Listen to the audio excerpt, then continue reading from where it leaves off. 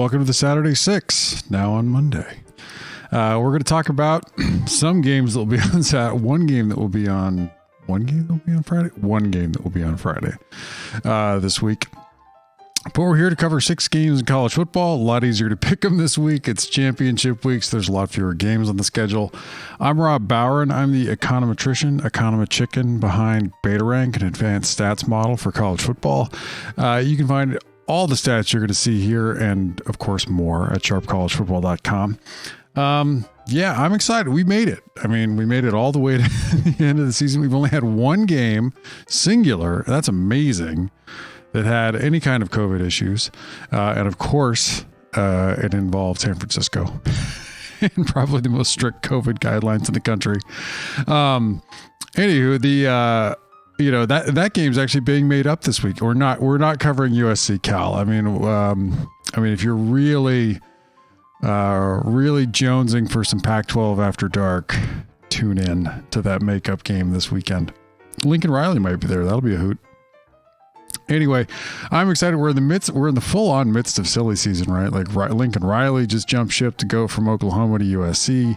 Kalen DeBoer has been announced at Washington. Billy Napier, whose team we're going to cover, is going to Florida.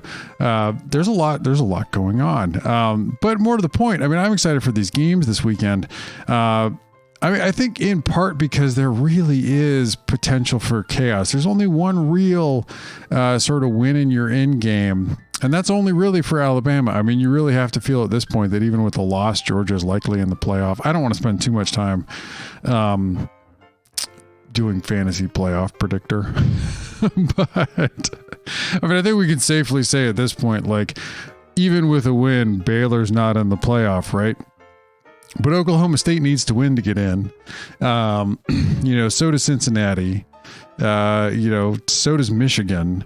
And even though some of these teams are fairly prohibitive favorites in their games, a loss could send them reeling, and strange stuff. I'm not expecting some full on like wild, chaotic weekend, but I wouldn't be surprised if we don't have one upset, which really could open the door for some real strange stuff, right? Notre Dame could sneak into the playoff. Really the goal this year in this playoff in particular, and we're not looking at, nobody, not even Georgia this year, is in the range of, say, 2019 LSU, 2020 Alabama, even 2018, the teams of 2018, Georgia's not quite in that range. But there's nobody else that's even close. This isn't like 2019 where you have 4 really, really good teams at the top of college football. And of course, Bama gets the injury to Tua that keeps them out of the playoff. You don't have anything like that. This is Georgia and then a pretty sizable gap. And then Alabama and Ohio State and Michigan, and then a really big gap from between Georgia and everybody else. The whole goal is just don't play Georgia in the play. If you're going to make the playoff, don't play Georgia. Like in this little game of musical chairs, somebody is going to get probably embarrassed by Georgia in a semifinal game. Don't make it you. We could, and we'll talk about this when we cover the Georgia-Alabama game. There is the potential that in getting to see Georgia, Georgia's offense against a pretty good defense, and them against a pretty good offense, that we learn more about Georgia, and they're not quite as daunting as they have looked up to this point. But for the way it looks right now with the data that we have in, Georgia looks like the only really, really daunting assignment out there. Everybody else, you could potentially sneak in and win the game. Georgia, you might need 2 or 3 turnovers, right? And if you're Notre Dame or Cincinnati or something like that, that's a real tall order to face a team like Georgia. Look, I'm not saying like the Irish don't deserve it or something like that if somebody were to lose, but I'm tired of watching Notre Dame get blown out in semifinals. I've seen this movie, y'all. So I'm in that sense, I'm hoping for no upsets this weekend, at least in those games. Anywho, we've got the 5 Power 5 conference championship games we're going to cover. We're going to cover also the Sun Belt Conference Championship, because that game projects to be quite a bit closer, and I think is an interesting rematch as opposed to the Cincinnati-Houston matchup. Cincinnati, barring, in particular, if they continue to hit on the form that they've been on the last 2 weeks, they should really handle Houston. Houston's a pretty good group of 5 team. Cincinnati's a really good team. All right, let's jump in. So the shtick is, if you've never seen this before, I do 5 minutes on each game. We run through it from an advanced stats perspective. I put up some charts, run through the charts. You get a sense of what teams do well, what they don't, what might matter from an advanced stats perspective.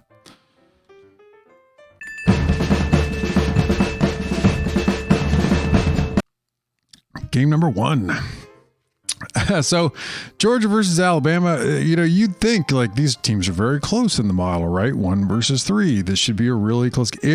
Georgia's a pretty heavy favorite in beta ranked in this game, which I try to give people an idea. Like, as you get closer out, further out towards, if you look at the sort of the central moment, the middle of the distribution in beta rank, teams are quite closely bunched together. That is not the case as you get out towards the edges. And in some years, there's some pretty big space between some of the teams. And this right here, what you're looking at with, Georgia and then Alabama, there's a pretty sizable gap between these two teams here, even though they're only 2 apart in the ordinal rank. Georgia comes in, Kirby Smart's your head coach, Nick Saban, of course, for the Tide. Georgia's offense is actually sneaky good. They're not great. This isn't 2019 LSU or Ohio State. This isn't 2020 Alabama, but they're a pretty good offense. I mean, I think particular given the limitations that they have with Stetson Bennett, they've done a terrific job. Todd Monken's done a terrific job this year. Number 4 overall in drive efficiency. All the metrics you see here are controlling for opponent and field position. Georgia's able to put together drives to put up points, string together plays, regardless of field position, to be able to put points on the board. They're number 1 in explosive drives, just lots and lots and lots of big plays from this Georgia offense. Number 2 in play efficiency. They get outside of explosives. They get a good yards per play out of this offense. Number 4 at negative drives. Not a ton of 3-and-outs. Not a ton of turnovers. Number 5 in effective rush. Number 9 in effective pass. No big run pass split. I mean, Bennett's done a pretty good job. You can't just expect to be able to line up and take away the run. They get an Alabama defense, under Pete Golding, that's improved over the season. They're at number 6 right now overall in beta rank. The thing that you can get against them is you can drive against them. I mean, you could put together drives against them. They do a good job limiting big plays. Number 3 in explosive drives. Number 5 in play efficiency. Their yards per play outside of explosives, again, is pretty good. Their negative drives, they force some 3-and-outs. They force some turnovers. They're better against the run than they are against the pass. Will Anderson's going to have himself a heck of a game here for the Tide. They're really going to need to be disruptive against this Georgia run game. Try to force, Georgia to beat you with the pass. I mean, the tough thing when you flip it around here, and this is where, this matchup should be this is really the highlight matchup of the weekend, really. These two teams should be a lot of fun to see square off. Georgia, for the most part this season, though, has had really good field position. So, not that it's mattered a ton, but they have had some pretty good field position to work off of overall. So it'll be interesting if Georgia's defense is again to be able to create that for their offense here. On the other side of the ball, you get the number 3 Alabama offense. Bill O'Brien's your offensive coordinator here against, of course, the number 1 Georgia defense. I don't know if you've heard, Georgia's kind of good this year. So maybe you haven't. Maybe you have wandered into an advanced stats video about college football and have no idea Georgia's defense is really good. Anyway, Bill O'Brien's offense, number 5 overall in drive efficiency. That's pretty good overall. They're not as explosive as you'd like. Number 15 overall in explosive drives. number 9 in play efficiency, 13 in negative drives, a few more 3 and outs and turnovers than you'd like. They have a pretty decent run pass split here. So they're not a big threat running the football. Number 4 in effective pass. Bryce Young's done a really good job for them this year. This is absolutely 100% not last year's Bama offense. They're not anywhere near that effective. So even though you may see them towards the top of the offensive rankings, beta rank is not the same every year. Sometimes teams are more, sometimes teams are less. Sometimes the number 1 team in one year is not terribly comparable to, teams in following years. The defense here for Georgia is phenomenal. One of the best defenses we've measured in beta rank, comparable to that 2019 Clemson defense. Number 1 overall, number 3 in drive efficiency. It's really tough to put together long drives to put up points against them. Number 1 in containing explosive drives, number 1 in play efficiency, number 1 in negative drives, number 1 in effective rush, and number 1 in effective pass. I mean, that's just a litany of excellence, if you will, for Georgia. Dan Lanning's your DC for the Dogs, of course. Georgia's a pretty sizable favorite in beta rank, 87%, almost 15 points. So like I said, we are going to get to see Georgia against a balanced team that has some really good units of their own. We haven't really seen that for them this season. They've played some good offenses. They've played some good defenses. They haven't played both at the same time. That could change the field position math for them a little bit. My expectation, though, even if the model is off a little bit and Georgia's not quite as good as we think, they're still outside the margin of error where I should expect them to be better than Alabama, even if the measure, the actual distance versus what we have from the model distance is smaller. So Alabama probably needs 2 turnovers to be able to win this game from Georgia. Keep an eye out for that. If you keep an eye on your turnovers here, but Georgia really should, barring some absolute wrinkle or some monster game from Will Anderson, be able to survive and advance. And that, of course, would knock Bama out of the playoff conversation.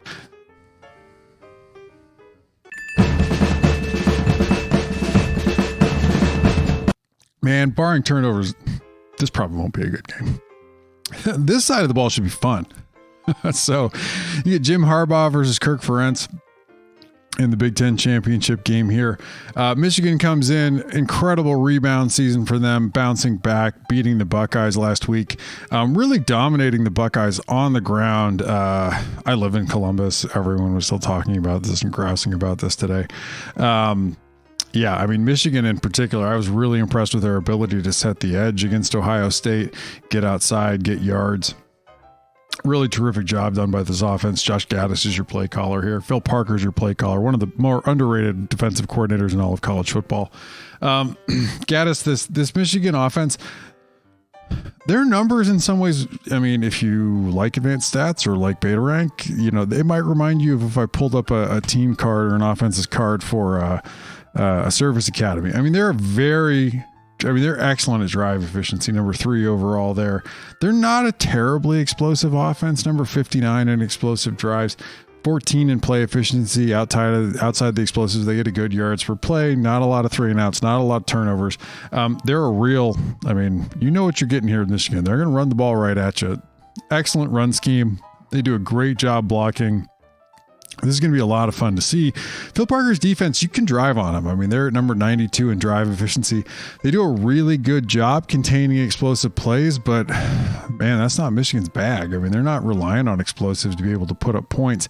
And in a lot of ways, that's where, Iowa's been able to limit teams and hurt them this year, is teams that are more reliant on explosive plays. I'm really interested to see this Michigan team here against this Iowa, because also, Michigan, barring some fumbles, really shouldn't have a ton of turnover opportunities here either. It'll be interesting to see if I was able to sit in base, avoid bringing up anyone else into the box to contain Michigan's run game, because then Michigan should take some shots over the top. Number 3 in play efficiency, I think we covered. Number 6 on explosive drives. Number 2 in negative drives. Lots of 3 and outs, lots of turnovers. They're going to have to force some turnovers here in this game, just like they did against them, poor Nebraska. Number 17 in effective rush, 11 in effective pass. You'd like to be a little higher in a effective rush coming into this game against this Michigan squad. They're going to have their work cut out for them. They're probably going to have to defend some short field against this Michigan offense because, oh my God, this offense is bad. So this isn't new. I mean, Brian Ferentz is your OC. That's right. It's Kirk Ferentz's kid. Just a blatant nepotism hire. No one in all of college football, FBS, maybe even FCS, would give Ferentz Jr. a job calling plays. He has it at Iowa. Mike McDonald is your defensive coordinator for Michigan. This Iowa offense is awful, and this is unusually bad. This is the worst they've been in a long time. I mean, they're usually bad. They're usually a bad Power 5 offense. This is a bad college football offense overall. 102 in overall, 99 in drive efficiency. They're not great at putting together long drives to put up points. Just 102 in explosive drives. I mean, this is not an explosive offense. 102 in negative drives, too many 3-and-outs, too many turnovers, 80 in effective rush, 92 in effective pass, a little better running the ball. They really, I mean, Nebraska's defense, last week was a little bit of an ideal matchup for them. They do Nebraska has a good defense, top 20, but they have a big run pass play. You can run against the Huskers, and I was able to run the ball a bit against the Huskers. They're going to have a tougher matchup here. This Michigan defense is very good. They bounced back very effectively under the new DC. 18 in drive efficiency. So at some level, I mean, versus their other numbers, you can drive a bit against this Michigan team. They do a good job containing explosives at number 9 in explosive drives. Outside of the explosives, they do a good job of limiting the yards per play at number 8. 16 in negative drives. But I mean, really, if you can stop the Iowa run game, number 7 in effective rush, and from the way it lines up, Michigan should have a good shot to do that. Iowa's not going to present a tremendous, it is a little bit of a weakness, but Iowa shouldn't present a tremendous challenge to this pass defense here. So Beta does not have this at all as a close game. Michigan with a 94% win probability, 20.78, almost 21 points in Beta Rank here. You really like the Wolverines. I mean, the Hawkeyes basically need, counting, I believe, the safety and the block punt. I mean, they really need 4 turnovers again to probably be able to beat Michigan, maybe 5. This is a really, really tough matchup for them. They got by on a lot of turnover luck early, and then it kind of soured, and then they didn't look so good. And then the turnover luck sort of came back towards the end. So I'm interested to see this game, see if they get the Hawkeyes can do their usual, slow it down and hope for some turnovers here. But, really, if Michigan doesn't turn the ball over, they should absolutely roll in this game.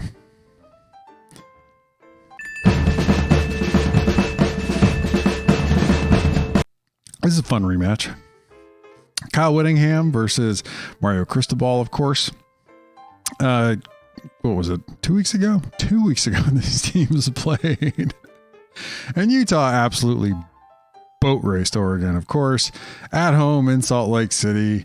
Utah, I mean, there are some major errors, I think, that made the final score worse than you would have expected. But that is not to say, however, that, take away those errors and Utah doesn't win the game, right? I mean, the errors made it a blowout, not necessarily, that the Utes would have lost. The Utah offense under Andy Ludwig is just phenomenal this season since Cam Rising has come in. It's totally changed the way this offense functions. They're at number 42 in drive efficiency overall here.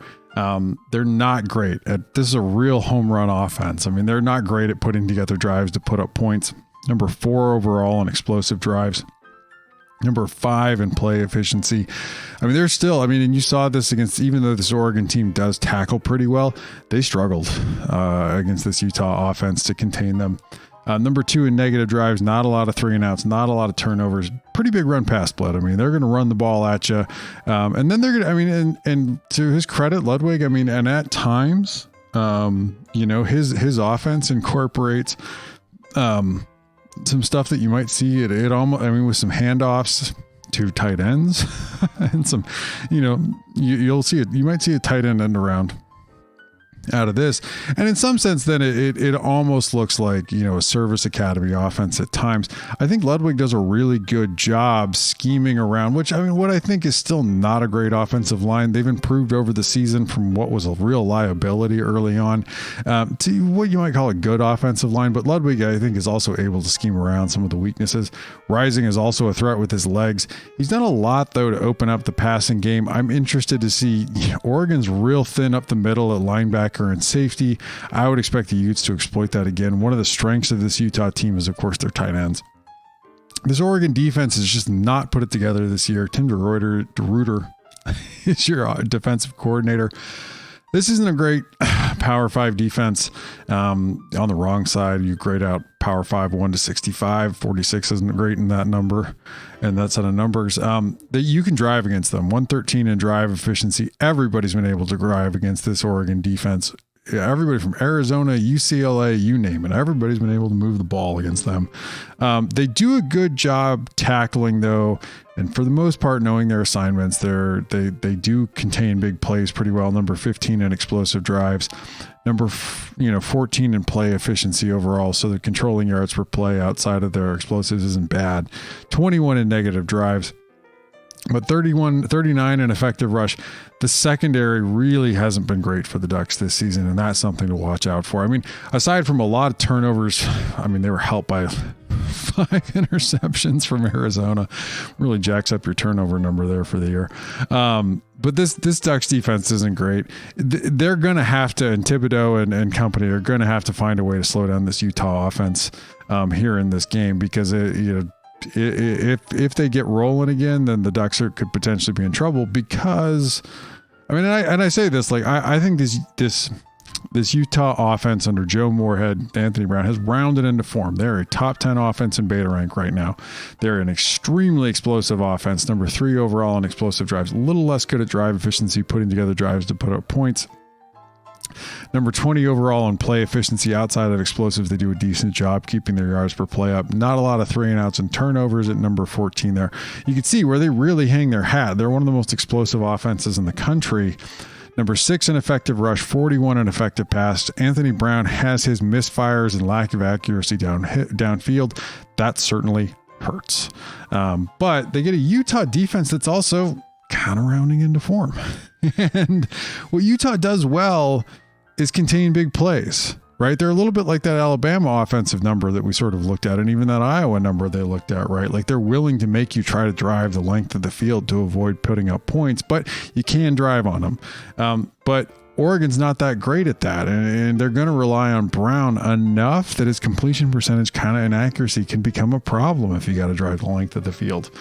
Number 7 overall in play efficiency, 18 in negative drives. Morgan Scalley is your defensive coordinator here. One of the better, more underrated, if you haven't heard the name, very good defensive coordinator for the Utes.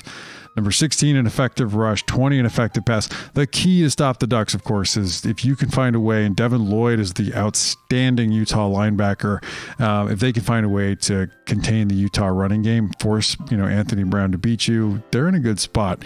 Utah comes into this game 73% win probability in beta rank, around about 7.5, 7.44 favorites for the Utes.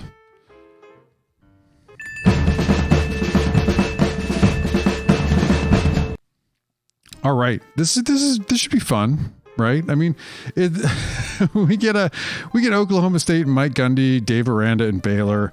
Of course, Oklahoma State's coming off that wonderful win against Oklahoma that sent Lincoln Riley out to USC, and then Baylor themselves, in a total non-fluke. Don't kid yourself. Oklahoma's no great shakes this past year. Non-fluke win against Oklahoma as well 3 weeks ago. But we do get, this Oklahoma State offense isn't great. You never thought you'd be talking about, if you asked 5 or 6 years ago whether you'd, down the road, we'd be talking about Oklahoma State having one of the best defenses in all of college football and a, kind of middling offense. Like, we'd have thought you were crazy, but hey, that's, where we're at. So Casey Dunn's your offensive coordinator for the Cowboys. This is his second year. I'm still think he should get, a shot with a QB not named Spencer Sanders. they're decent at drive efficiency, 21 overall. They put together long drives to put up points. This is not a terribly explosive offense. Number 63 overall on explosive drives. And outside of their explosives, their play efficiency is not great. 71 overall there. Negative drives, 48. Not a ton. I mean, none of these numbers are great outside their drive efficiency, to be frank. I mean, they do take some 3 and outs and turnovers. 30 in effective rush, 54 in effective pass. Don't expect fireworks out of this. They're going to do enough to get it done. This Baylor defense, 24 overall. Ron Roberts is your defensive coordinator here. They do a pretty good job. They've come back to earth a little bit as Baylor has scuffled along a little bit as the season's gone on. Number 33 in drive efficiency. They do a decent job containing drives to prevent teams from putting up points. 30 in explosive drives, not giving up a lot of big plays. 32 in play efficiency, 32 in negative drives. They have an enormous run pass split, and that's what makes this game sort of interesting, because you got to have Spencer Sanders. And Oklahoma State did win the game when these two teams played earlier, but you got to count on Spencer Sanders to win this game with his arm. Tay Martin's got to have a big game for Oklahoma State, the Washington State transfer, because man, Baylor's got a real good run defense. Their pass defense is not good at all. And now I will say their pass defense had a pretty good game against Oklahoma, really confusing the Oklahoma QBs. But, this Oklahoma State team likes to run the football, first and foremost. This isn't a great matchup for them against this Baylor, team. But that said, the pass defense is bad enough. Sanders should be able to make some hay against them. Flip it around, though, this Baylor offense has come back to earth a little bit. Like Jeff Grimes had them, in the top 20 earlier in the year. They've kind of come back to earth a little bit after scuffling a little bit. They're a home run offense. They're not a terribly efficient offense. Number 58 in drive efficiency. They're not great at putting together long drives to put up points. They're far more explosive. 29 in play efficiency. Outside of explosives, they're kind of a middle of the road Power 5 offense and putting up yards per play. Too many 3 and outs, too many turnovers. They have a pretty big run pass split themselves. 18 in effective rush, 64 in effective pass. They had just an exceptional Oklahoma State defense. Number 2 overall in Baylor. I mean, there's a gap between them and Georgia, but this is still a really, really good defense. Number 7 in drive efficiency. Number 2 in explosive drives. I mean, it's tough to drive the length of the field against them. I mean, we really saw them clamp down against Oklahoma in that second half.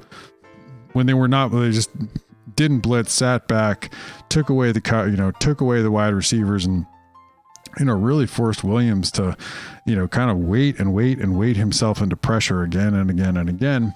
Number 2 in explosive drives. Number 2 in play efficiency. Outside of explosives, they really limit your yards per play. Number 4 in negative drives. They do a really good, and Jim Knowles is your DC. Just a heck of a job by him. Number 4 in negative drives, forcing 3 and outs and turnovers.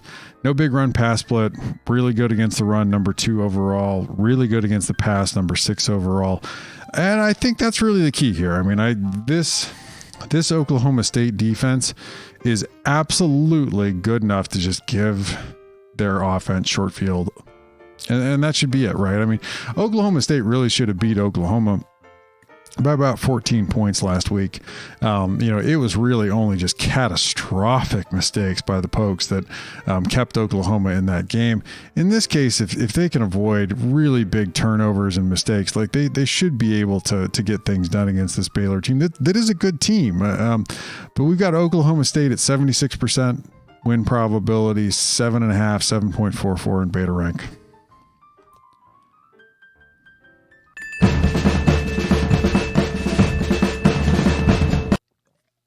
The game most likely to turn into a shootout.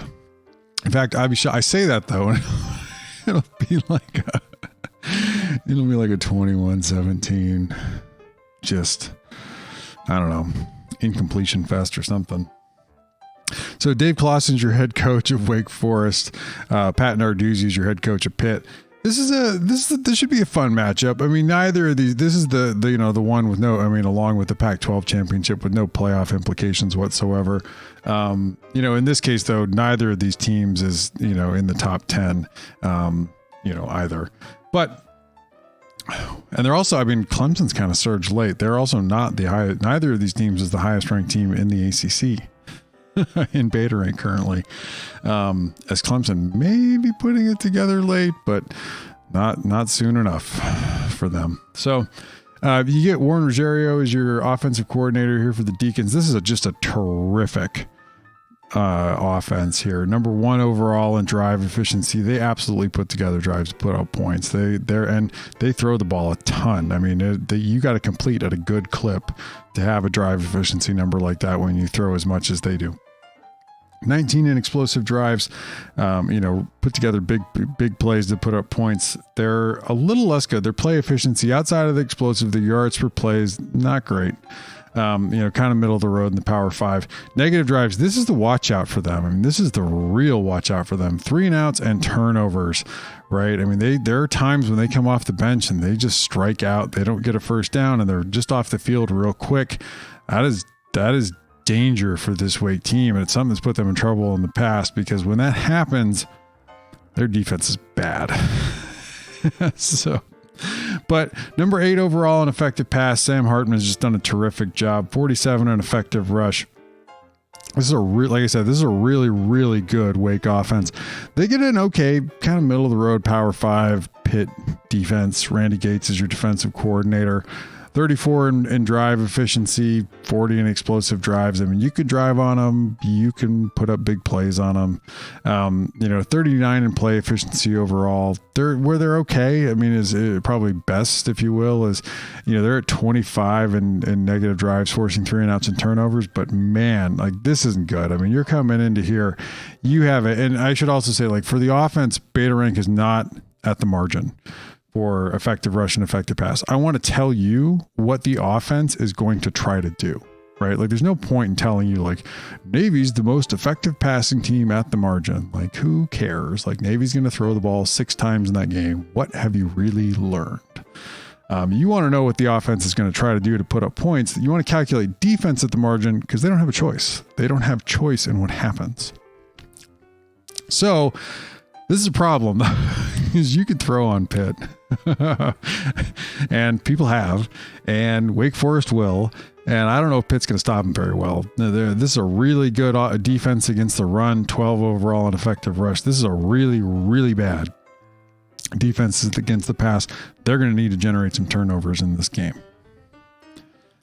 Other side of the football, this Pitt offense has come back to earth a little bit. Mark Whipple's your offensive coordinator. Kenny Pitt, of course, is just having a marvelous year for them. They're number 19 overall in drive efficiency. They put together drives to put up points. I mean, they're not a terribly explosive offense at 55 overall. Their play efficiency kind of stinks. Their negative drives, too many 3 and outs, too many turnovers. And of course, they, like Wake Forest, they throw the ball around. I mean, they're number 12 overall in effective pass, 85 in effective rush. They get a Wake Forest defense that's pretty bad overall. We talked about this. Number 66 in beta rank. What they do well is they use the field to their advantage. Their offense usually scores points, gives them the ball. It gives them, a chance to work with usually about 75 yards worth of field to find a way to get off it. And they find a way to get off the field at some point in the drive, and then their offense goes down and scores again. But 104 in explosive, I mean, you could absolutely put together big plays against this Wake defense. 89 in play efficiency. They're a little better at negative drives. 56 overall there, forcing 3 and outs, forcing turnovers. What's interesting here, will be interesting to see, is they're at 88 in effective rush, but 48 in effective pass. So it is a little better matchup for them here, even as bad as this defense is. This should turn into a shootout. This should be a lot of fun. I'm excited to see this game. I mean, Sam Hartman should have a whale of a game against this Pitt defense. We've got it at Wake 63%, just 3.67.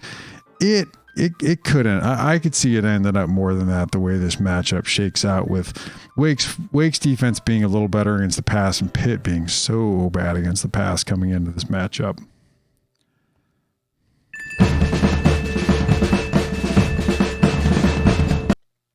I'm really excited for this one.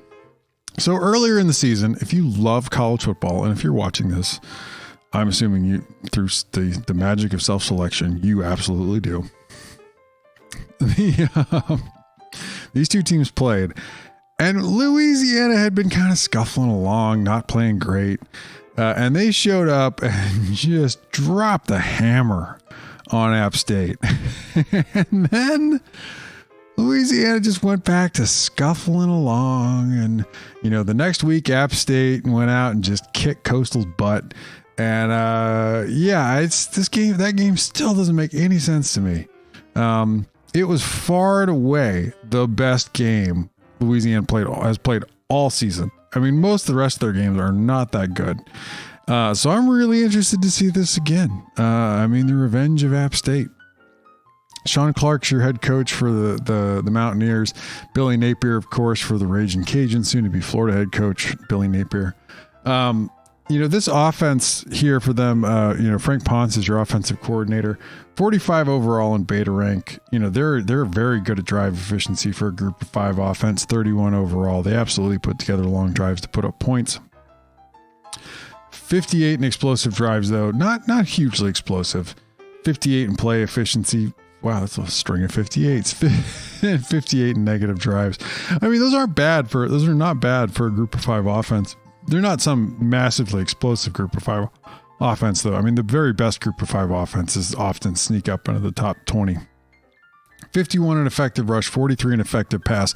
Big part of this game is going to be, does Chase Bryce have a good game? He can be a little up and down. He was really down in the game against the Cajuns, and then, of course, had a really big bounce back game where he torched Coastal on a few throws.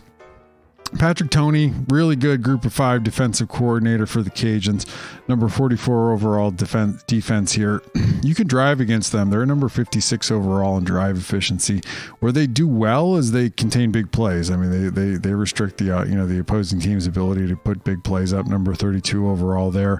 67 in play efficiency. You can get a decent yards per play outside of explosives with them. 54 in negative drives. They force a decent amount of 3 and outs and turnovers. 44 in effective rush, 54 in effective pass. No big run pass split there for them.